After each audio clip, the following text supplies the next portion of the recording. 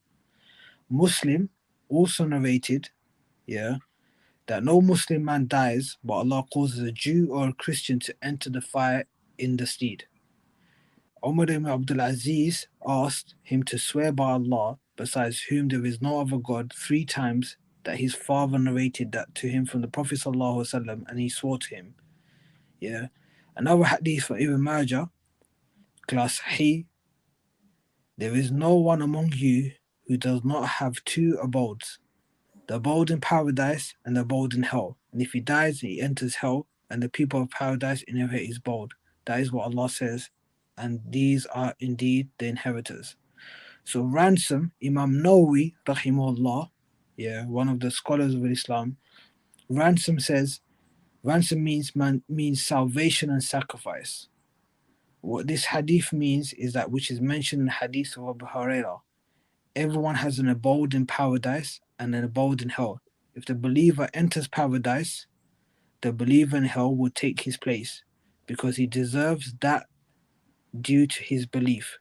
What is meant by the words "your ransom for the fire" is that you were exposed to the risk of entering the fire, and this is your ransom, because Allah, may He be exalted, decreed the number for it to fill it, because the disbelievers will enter it because of their disbelief and their sin, and they'll become like ransoms for the Muslims.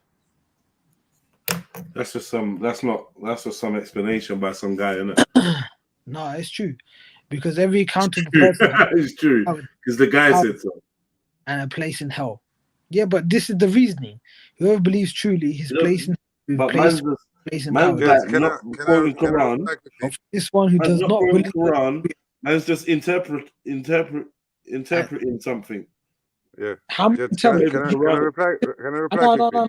Okay. So are you interpreting in this video? You're just taking what this guy's saying. I'm taking what? No, we're reviewing. We're reviewing what the guy said. Yeah, and I'm telling you to. I'm not saying this is divine word from He's God. just watching it and saying, Muslims, what do you think about it? That's what he's saying. But if this guy's a Muslim, first of all, yeah. Are you questioning the man's deen? Alright, man. You had the mic for a while, still, Rayhan. Yo, let me just answer quickly what this guy was saying, yeah? Yo, bro, he said to you, mute up, innit? He told you, mute up, innit? You go from being the guy told you, mute up. Just give me ونعرف أغاليطهم ونعرف إصاباتهم وعباداتهم. فلذلك يجب من أراد أن يضربنا بهؤلاء ضربناه بالقرآن، ومن أراد أن يتواضع تواضعنا. فلذلك رجاء هذا الموضوع لأنه لم يتح لشيعة القرآن، أتيح لشيعة الصحابة وشيعة أهل البيت. القرآن له شيعة محبون قلة لم يتح لهم عبر التاريخ أن يبينوا القرآن الكريم، أن يبينوا ما بينه الله في القرآن. ولذلك القرآن عندهم بين. You gonna break it down? What he said so far? Yeah, he went a bit fast, but he's basically talking about they are followers of the companions and the Prophet's family, Sunnis and Shias, but the Quran has a minority of true followers who had not been given a chance across history. يحبون قلة لم يتح لهم Sufis. Me. Who's that? عبر التاريخ أن يبينوا to reveal the Quran and what Allah has truly revealed. القرآن الكريم، أن يبينوا ما بينه الله في القرآن. ولذلك القرآن عندهم بين ناسخ وبين منسوخ وبين مخصوص، أصبح كتاب طلاسم ورموز. يقرأ الواحد يقول أي أرض تقلني وأي سماء تظلني إذا قلت في كتاب الله ما ليس منه. والله قد أخبرنا أنه يسر القرآن، ولقد يسرنا القرآن للذكر والمذكر. We certainly made the Quran easy for remembrance. Okay. 100%. يتدبرون القرآن على قلوب أقفالها أبدا. الآن يعلمون بأن المغضوب عليهم اليهود والضالين غير مغضوب عليهم ولا الضالين. المغضوب اليهود الضالين النصارى. هذا ليس. Pause this for a second? Can I just rectify the statement I made earlier about the Janatis speaking Arabic? You know what? Rayhan's correct, you know. I went and done my due diligence while he was speaking, and wallahi, yeah, it's true, bro. We don't know what language will be spoken. We don't know. And I was wrong for saying that. So, 1 second, bro. 1 second, bro. As a Muslim, I'm allowed to do this. Rectify myself. So, yeah, bro, I was wrong in saying that. Yeah, 100%. What I was taught in the masjid is probably because of the mosque I went to. That's what their man believe in. And that's what I was taught in it. But when I just done some due diligence just now, after I made the statement, because I was like, Rad, am I really true about that? So I went and did it. And they said, look, there's no thing about it in the Quran Sharif. there's certain hadiths that speak about that, but they're not authenticated. So therefore, I have to drop my claim and say I was wrong. And anyone that heard me say that, please forget that it was wrong. But brother, every time you lot said, listen, I wasn't if you speaking to never you, fucked Shifa. up, I yeah, was speaking if to you the never Muslims, fucked Shifa. up and said the thing Shifa, about I the was speaking to the language, Muslims, brother, bro. yeah, I would have Shifa, attacked the other point Shifa, with you, which is Shifa, every broski, time you go to broski, tafsir and hadith, broski, I was what speaking you're to doing is Muslims. you're Calm saying that down. the Quran's not good Calm enough down, bro. inadvertently. Now, You know? unfortunately, you made the big Yeah, mistake of play the telling me video. that the language itself wasn't perfect. So now it's just I'm picking Who now. said the So language now wasn't perfect? I'm definitely gonna learn some Hold on, Arabic Shifa. now. Who And said the after I'm language wasn't finished perfect? unpicking it, I Shifa, believe who this said the game's gonna language come to wasn't an end. perfect? Huh? You Shifa, know, the language Shifa, doesn't matter, Shifa, Shifa. I No, told the you the language English does is matter. not Trust me, perfect. it does. It I does. said, yo, Because you know, that's how they lie. allow Shifa, me man, to Because talk brother to you, David, yeah? I honestly, I'm asked. yeah, not accepting I've come to the religion is so realization, niche yeah, and that there's a babyish that possibility, it yeah, can't that translate in certain languages. The Quran is correct, yeah, and the Quran is an authentic book, but I can't read it without someone else forcing me down a rabbit hole. So what I need to do, I need to What learn rabbit Arabic. hole? You're a I need rabbit, to brother. learn Arabic, and then I'm gonna read it in Arabic. And if the Quran is saying the same thing to me in Arabic that it says in English, as far as I'm going to be concerned, all of these Muslims were liars, and they wanted to drive me down the rabbit hole with them. Then I'm going to have to work out why they're going down this rabbit hole. But until such a time, I'm going to go on mute and let these guys have a say too. May I answer? Shifa reminds me of Sticky of the Brain, yeah. The thing about it is that it's really not necessarily the language; it's the essence of the language. David, you have to let a Muslim answer. Bro, I'm responding to Shifa, bro. Carry on, bro. And the thing about it is, because that's what they say. They say that the English Quran is really not it's the meaning of the Quran, but it's not necessarily the Quran. But not everybody speaks Arabic. And if the language was so important, then why didn't Allah, who said he was going to preserve the book, preserve the classical or the Quranic Arabic? Exactly. Because You they got it didn't. straight Everyone away. speaks in the modern Arabic with various dialects. So if the language was so important, then why would the language in which it was revealed be preserved? The language is not important. It's a miracle of Allah. No, that's the point I'm making. The Ard proof is in the said that. pudding. There's more Ard people. said that. There's more. Yeah. Ard said what he said. Yeah. Yeah, I was responding to Ard's though. Yeah. But go ahead, bro. Go ahead, bro. Yeah, but what I'm trying to say is the proof is in the pudding. Yeah.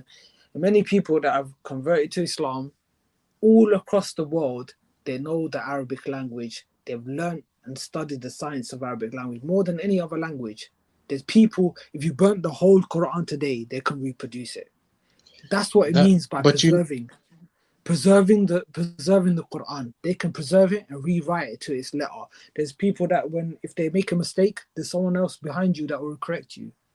So that's the proof of preserving the Quran. You don't need to know Arabic. Yeah, if you know Arabic, Allah will penetrate your heart. Yeah, there's a spiritual element to it as well that we all forget. There's a miracle to it. We can talk about the facts and this and that, but there's all there is the belief, spiritual belief, that Allah will preserve the Quran and He will preserve it in your heart. And to this day, that's what we have. Tell me otherwise. Tell me what other religious scripture has been preserved like the Quran. You can't. You can't tell me that there is another book in this world that has been preserved like the Quran. Tell me which one. The thing about it is that that's all conjecture. It's not objectivity. It's subjective. Because even Hawaii brought up a point that I'll let him talk. Full back, Rayhan. Even Hawaii brought up the point that there was some manuscripts that were burned by Uthman. There was some, That's a typical argument. Come on, man. No, it's not a typical argument. It is, man. It's not even worth arguing. No, I'm just making the point, bro. Like, you could take it how it is. I'm just saying, no religion can stand on objectivity. It's all subjective. It's all predicated on faith. So for you to make a statement like that, not saying that you are foolish, but it's a fallacy.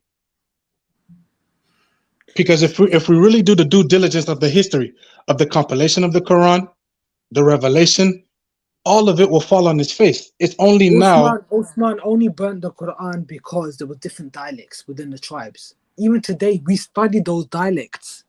If you're not in the world, you don't understand it. If you're not in the field, you will never understand it. If you're not in IT, if you're not in business, you will never understand it. Once you're in that the field, fact of the matter is, no, the thing about it is that there's people like how we are, and other people like them, they don't want to accept Islam. Islam has, for some reason, they've got some personal kind of reasons, history, background that prevents them, and Allah has blocked their heart. Yeah. Now, if you're in that field, you want to understand. I think it's called hadith, brother. I've studied the Arabic language, right? I've studied the Arabic language. Yeah, there's a lot of things that I even think like, okay, you know what does that even mean? Yeah. But at the same time, you can't deny there's no other scripture on the face of this world that people have memorized to the T. But that means absolutely nothing, though, bro. Unless you've gone. Even if it is true, it doesn't mean absolutely. It means absolutely nothing. Tell me where. I put you a challenge. One challenge. Tell me where you can stand in night prayers. Yeah, the imam, the one who's leading the prayer, will just make a little mistake, and 10 people behind him will correct him. It's all ritualistic behaviors, bro. It's customs, it's standards. Every religion has its own. India, every religion Malaysia, has its own. Germany, wherever you go, they have the same thing. That's what it means. We are the preservers, and Allah will preserve. You can yawn all you like. You can all you like.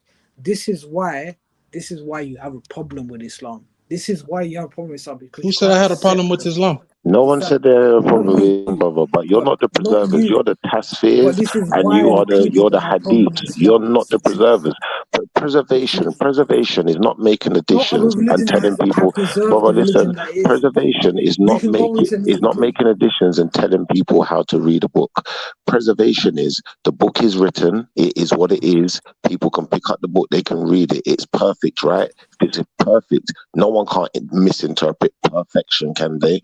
And if it's not perfect, then you're telling me it is every time you tell me someone can't interpret every time you tell me that someone can't interpret that book without you telling them how to, you're telling me the book's imperfect, but you just didn't realize you was doing it. It's too late, brother. It's too late. Brother, so are you telling me that I don't need tasfirs then? So I don't need tasfirs. Even if all of that was correct, let's just say it is perfect and everything that you said was true. That does not necessarily mean anything. It's about the source. Like for instance, when Moses went to Pharaoh and he turned. Address the source. Let me just finish the point. Let me just finish the point, and then you can. Let me just finish the point, bro. Let's address the hadith. I start quoting the hadith, and he's like, "Oh, you're quoting the scholars. You're quoting the scholars." Please continue. Yeah, Shifa. So like when Moses went to Pharaoh and he turned the rod into the serpent, the magicians did the same thing. So it's not necessarily about miracles or text, it's about the source. Because just as Elohim or God can do miracles, Satan can do miracles too. So all of this rhetoric about preservation and throwing all of the Qurans in the water and all of these different things, even if that were to be the case, it's not about that. It's about the source of the message. That's my point. Agreed. It's not about disagreeing with Islam or hating Islam. It's the source. I'm not saying that. I'm not saying that, bro. I'm saying, let's talk about the source hadith. When I start quoting, oh, you're just reading from the next man's interpretation. But understand what I'm trying to say. I didn't say that. You lot are quoting from a video. Let me quote from the scholar. I'm not saying you're saying it. Okay. So when we picked out about the Jews being ransomed and Christians, when I started reading about, I got cut off. So let me read from what I was trying to say. But even then, quickly before you start, I don't mean to interrupt you, but even then, even if you don't understand what I was trying to say. No, I got the point that you were saying, but this is the point I made earlier. Even if that's true, there has been atrocities that's been committed by every Abrahamic religion. So it's like every time somebody tries to highlight something that's wrong, they say, no, that's not right. There has to be context. We just have to admit that these people did wrong. Like you have Muslims today that are killing Muslims. You had the Sahabas who even killed each other. You say what? No doubt. But they will be judged. Those things. That's what I'm saying. So we have to acknowledge the things for what they is, not necessarily just brush them to the side because we don't. It doesn't agree with the religion. But Dave, is it your name, David? Yeah.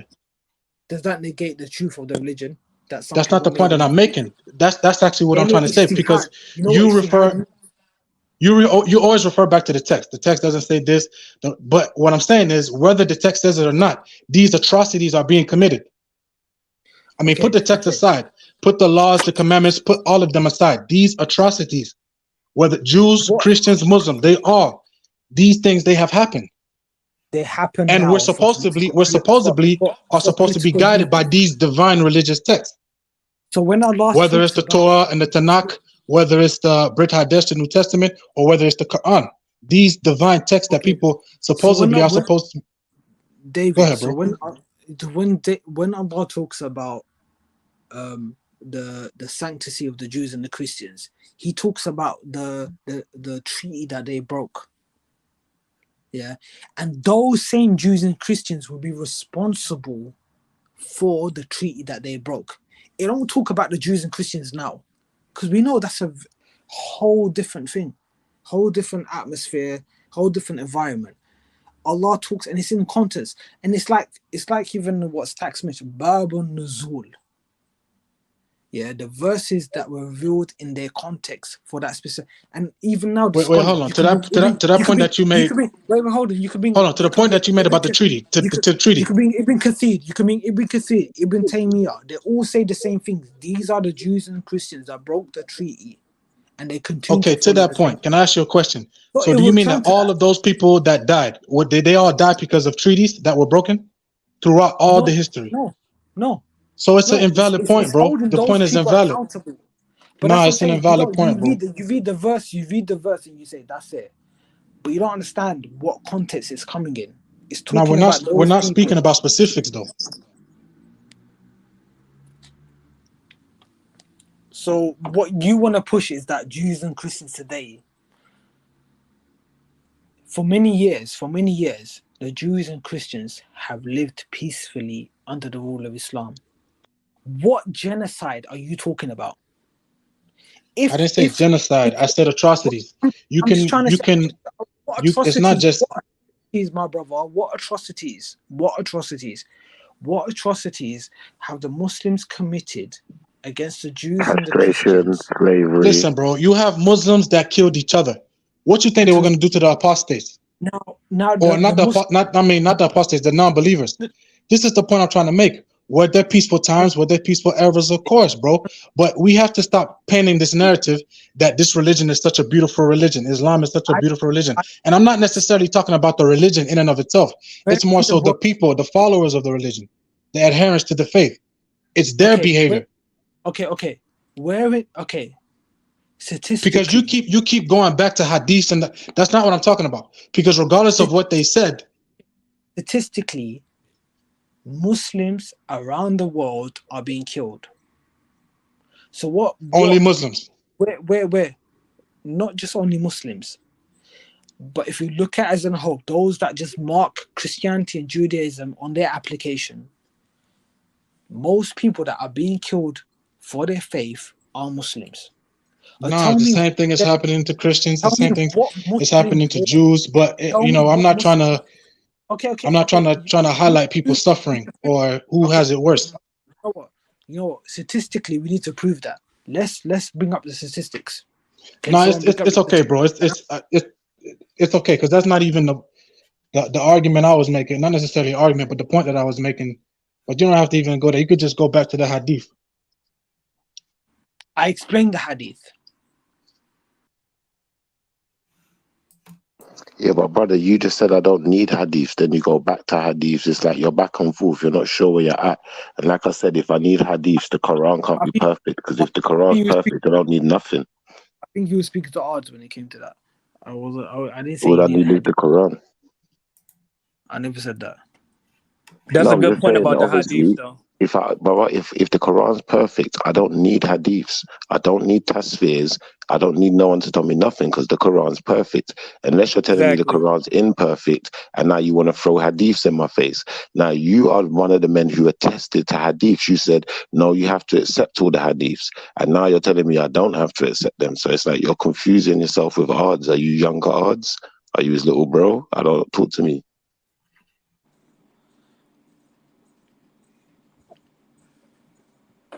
Yeah, I thought you go silent. And this is the thing. Like, you see, sometimes you have to watch what you say. But when you chat too much, yeah, you let the cat out the bag. It's all right, let him talk. Go ahead. You let the cat out the bag, bro. And now it's too late.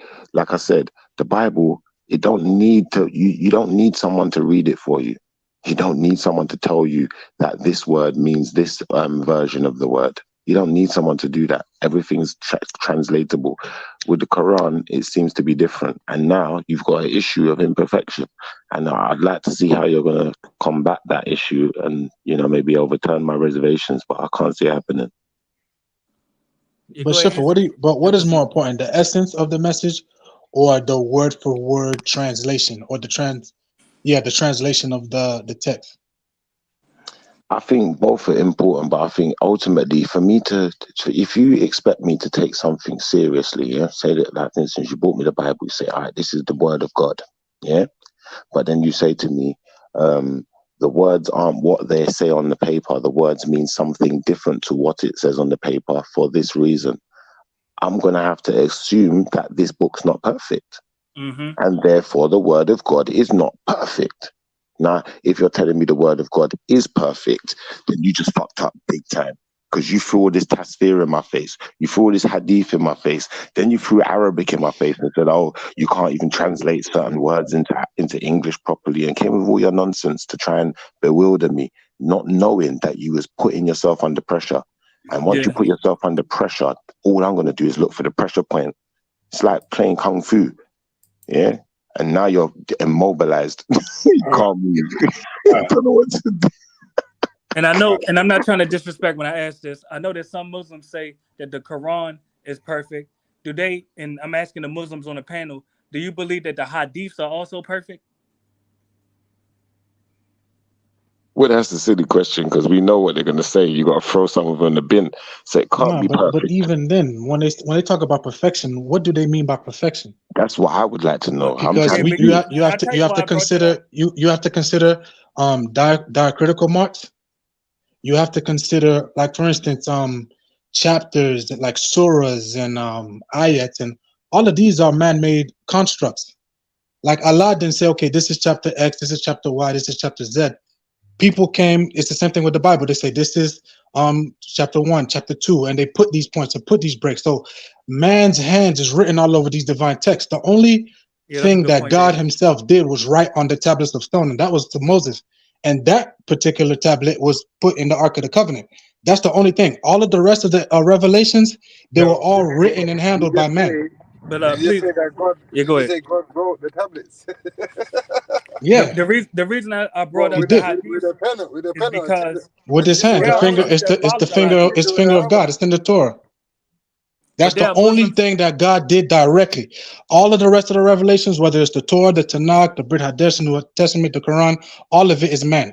Every man's hands is, it's so. But please allow me to say this is a brief. The reason I bring up the hadith is because they are Muslims. Afro. This is brief. I just told you, bro. That one. All right, but I wasn't addressing you. Please let me complete my sentence. It'll be brief. All right, but I'm already speaking. Literally, I'm already in the middle of a statement. Please, let me complete my statement. The reason that I asked Muslims about the hadiths is because we must establish which hadiths do these particular Muslims follow, because there are hadiths, particularly Sahih al-Bukhari 5134, that condones having sex with 9-year-olds that have menstruated in the case of Aisha. So we must ask these Muslims directly, do you follow this hadith? Yes or no? I'm a Muslim here. You're going to let me answer. Do you follow this hadith? Yes or no? I don't believe that hadith, no. All right, thank you. Appreciate that. And just for the record, was that Odds talking? Who was that talking? Bro, big Odds. No. Listen, I respect you for that. We had words earlier, but three daughters. I have 3 daughters. Yeah. Put your humble voice back on. You sound better, man. You should respect my opinion from that, bro. Come on. No, well, literally, if you're listening, I just said I respect you for that. Keep up the great work, brother. Really. So, can you explain why your Quran's imperfect, Art? Because obviously, if you need hadiths and all of these other things, tasfirs and miracles of reinterpretation, it can't be perfect, can it? Indulge in no conversation.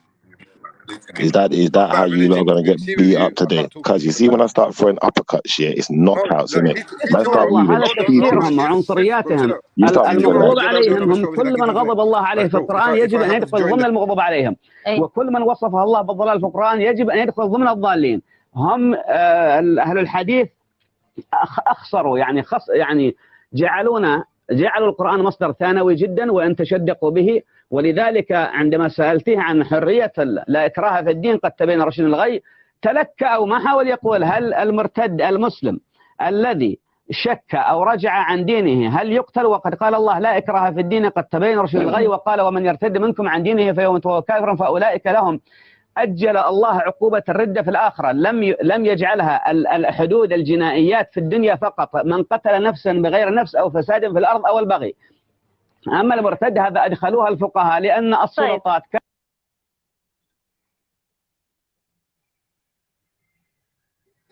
As for the punishment of apostasy, so he's basically saying, like, you know, obviously the Quran is against compulsion, but then there's hadiths talking about dealing with apostates in a wicked way, and so he's just saying that these are contradictory things. كانت تريد وصم كل من تعارض مع السلطة بأنه مرتد، وذبح الجعد بن درهم باسم الدين، وذبح المصلحون باسم الدين، الجهم بن صفوان، غيلان الدمشقي عندهم في الشام، الأموي العباسي أيضا ذبح أناس باسم الزندقة وباسم كذا. فلذلك يجب إعادة الاعتبار لروح القرآن. لماذا صارت الأمة الإسلامية أضعف الأمم عقلا وأكثرها تبلدا وأكثرها ضياع حقوق الإنسان؟ لماذا؟ لأن الرواية غلبت ولم يغلب روح القرآن، لم يغلب المعرفة ولم يغلب العقل الذي أفلا تعقلون كرره الله أكثر من أفلا تؤمنون. ولماذا ما في ولا كتاب عقل عبر تاريخنا كله؟ كتاب واحد عن العقل ما في. إذا أخبر بأنه يسر القرآن فيجب أن نصدق الله بأنه ميسر. ما يمكن أن نقول نعم الله قال أنه ميسر بس ما نصدق، هذا عيب أو حرام أو كفر. إذا الله يسر القرآن للذكر، لكن يجب أن نأتي القرآن متعلمين ولا نأتيه متعلمين لا معلمين. أكثر من يقرأ القرآن يأتونه كأنه يعلمونهم، كأنهم أئمة الكتاب وليس الكتاب إمامهم. أن تتأنى الآن إذا وجدنا قصيدة المتنبي نتعب حتى نفهمها يمكن شهر، لكن إذا وجدنا صورة نستعجل ما هي على طول نريد أن نفهمها بسرعة وإلا ما نحتاج إليها. هذا كبر في التعامل مع القرآن الكريم. القرآن له أخلاق معرفة، هناك منهج معرفي أخلاقي أمرك أن عندما تأتي بالقرآن، حتى أمر رسوله لا تحرك لسانك لتعجل به إن علينا جمعه وقرآنه. أمر بالتأني والتدبر وتقرأه على الناس على مكث. هذه آداب من لم يلتزم بها لن يفهم القرآن. نعم طبعا لو هناك حلقات واسعة لتبين للناس عظمة القرآن وأنه نور بذاته ويهدي التي أقوم بذاته وأنه مبين بذاته، وأن مزاحمة الحديث وتشويشه مع القرآن آن له أن ينتهي، وآن أن نرفع كتاب الله فوق البخاري وفوق مسلم وفوق مسند أحمد وفوق. Yes, thanks to put the Book of Allah above Bukhari, Muslim, Musnad, Ahmed, and all sectarian books. And I think I'm going to leave it there. But that's like the spirit that I wanted the discussion to really be on. But we've gone there, man. We've gone there. It's been a good discussion still. It's been great. So, yeah. Anyone got any words? Yeah, that statement you made there, I fully agree with that, bro. 100% as a Muslim. Yeah, in closing, I'm going to say, good night, everyone. It's been a good show. I enjoyed the conversation. I think we're going to have to deal with the imperfections and get back to the perfection if it's there. If you can't show me this perfection that you claim, unfortunately, I'm out at that point. I'm not going to argue. When did you start being the artist formerly known as Prince? Like, you acting like that, bro. Calm yourself down, bitch. Hey, odds.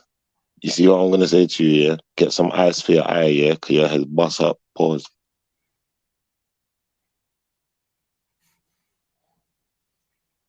Or were you trying to resume that later? That's your boy. That's cascade, man. That right hook bust up your whole eye socket. Pause. You know your head is swelling right now. You don't even know what to do with what that I don't one. like about you, bro, yeah, listen. I don't mind you, the way you act, and, you know, like, you got a good personality, bro. Like, I mean, you're a brother that I probably get along with in person. What I'm saying is, like, when it comes to the dean and that, you're just disrespectful, bro, for no reason. And That's not I know, like, disrespect, obviously, though, no, not what you just said there, but I'm saying normally you are, and that's why I don't understand you sometimes. Because the reason why it's only, listen, bro, it's only like a few brothers online that are Muslim that kind of like you don't get along with. You understand? And because of the shit they say to you, you take it out on everyone, bro. Like, I don't understand why you do that. You know what I'm saying because to you? war is war, man. Sometimes in war, there's Yeah, but casualties of like war. You've you ever need to heard of understand. casualties of Like, war? see You me know if when I they were come doing around. the Islamic See if I wars. come out now You know when they were and doing start the cussing, Islamic like for wars and the example, at Islamic certain people. crusades, yeah, there was a lot of casualties of war. They were taking captives of war. They were taking women captives, and guess what? They could do what they want with them women. Same way when I'm at war, like you gotta have to hold the same kind of L's, and it's just gonna happen the same way. Unfortunately, like I said, you're gonna now have to show us the perfection that But you are you claim talking to have in your book. Shifa, Because what are you you showed me talking today like ain't perfection. Shifa? Man basically said that Shifa, you're calm his down. captive and he could do what he wants with you. Is that what he said, Jeds? Put a stop to that shit. Put a stop to that shit. Basically what the right hand possesses and that he's saying. Like that after you got boss up, you got thump up. I can do whatever I want with what my right hand possesses. He's right. He's right. I could take your wife if I wanted to. What are you gonna do? You're gonna say Allah didn't ordain it. Is the book not perfect? What are we doing? You don't realize how many L's you lot held today. I don't even get it. I wouldn't have chest to talk right now. I'd go back to the scripture and I'd find some perfection and come back to the table.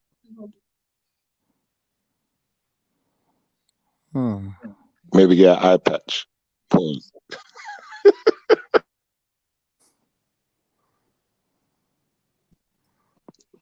All right, Rayhan, you're quiet as a mouse. Guys, you sound like you're falling asleep. Rayhan probably in the Quran right now, so I'm gonna leave you to it. But big up, man. I gotta get some rest. Big up, Jed. Big up. My brother Yeah, big up David. as well. Who else is there? A lot of the people Kanye. borderline kufr. Borderline kufr. Big up odds. I'm not gonna lie. But yeah, I think we need to analyze the hadith as they come. A lot of statements are made. That person that you put on whatever is a secularist, and then he's trying to just he's probably an atheist anyway. But yeah, big up. Have you got proof that he's a secularist? Have you got proof? These claims you're making about I've got proof from what he's saying. It goes against mainstream Islam. Definitely goes against the mainstream Islam. That's so. Sorry? It goes against the mainstream Islam. Yeah, but is the mainstream of Islam the one that's gonna be going to Jannah? You're funny. No, it's true though. From their 73 sects. Yeah, that's a good question, bro. Definitely, inshallah, they hold to the Quran and Sunnah. The mainstream is the one that's the right one, the one that most people are following. Is that what you've seen in life? Yeah. Yeah, definitely. They people fall short. People fall short, and yeah, they'll be forgiven for their sins. But majority of the Muslims, yeah, alhamdulillah, they will go to Jannah. Alhamdulillah, brother Rayhan. Hey, Rayhan, my brother, can I ask you a question? You know, in the La ilaha illallah, where it says there is no God but God, does that mean that there are no other gods, or does it mean that the only God in existence is Allah and all the other gods are imaginary and fake? Or does it mean that you should only pray to Allah, basically?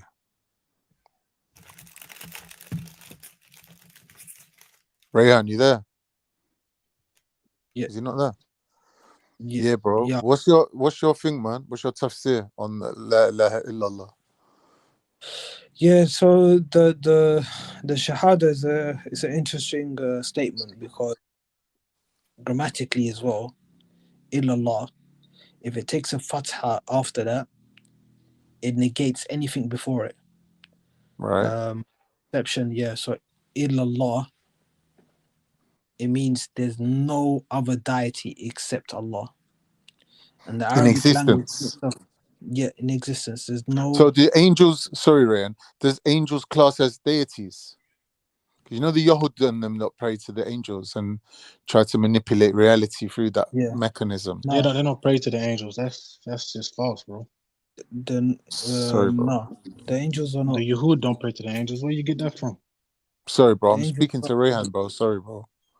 Yeah, the angels are not. They're not classed as deities. No. Yeah, definitely not. Okay, so La ilaha illallah means that there's no other deity other than Allah. Yeah. Besides the Quran and Hadith mentioning that no other deity should be worshipped except Allah, just the statement itself, the Arabic language in itself, when you make that statement, grammatically negates anything else besides Allah Azza wa Jal. Alright, bro, that's a good answer. That's what I originally believed. And then I was having a conversation with some guy called Reactionary, who was, I don't know if you know Reactionary, but he studied the Maktab as well. I don't know where he was studied his one, but he was saying that there's this alternative understanding where he was saying that there's other deities but we shouldn't pray to the other deities, because then he's saying that, you know, that's what the certain people do that.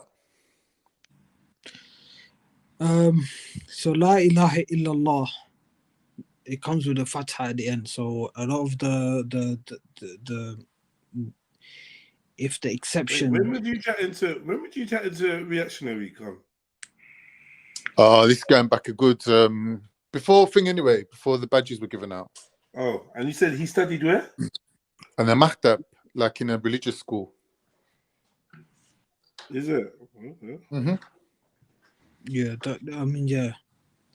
I know. So what was the alternative to the meaning that he had of Ilallah? He's basically saying that. Well, I said what Rayhan just said.